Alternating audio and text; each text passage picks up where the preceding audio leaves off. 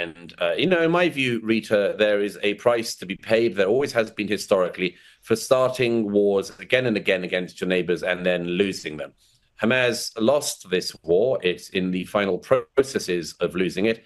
And I think it's perfectly appropriate they should lose land. That's what always happens in war. And that's why you shouldn't start a war. And it's almost as if there's a lesson there, isn't there?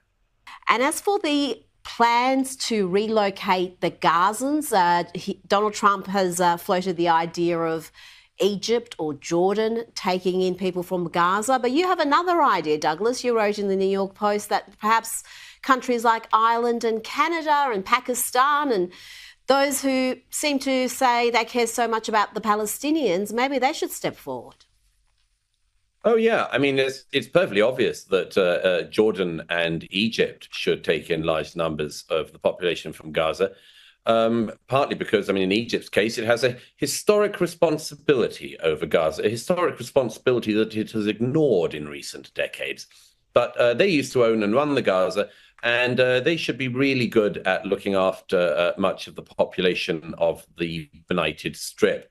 As for Jordan, it's pretty much a Palestinian state anyway. And Queen Rania has been very vocal about how much she cares about the Palestinians in the last 15 months. Didn't seem to care so much about the war that they started against Israel.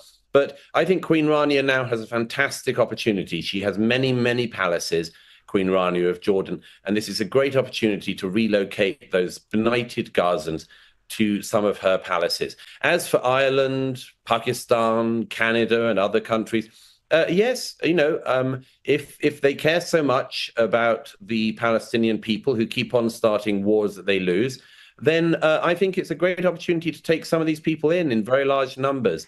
And I'm sure that as I said in the New York Post, I'm sure that the Palestinians from Gaza will help their countries that receive them to boom in their own special and indeed traditional way.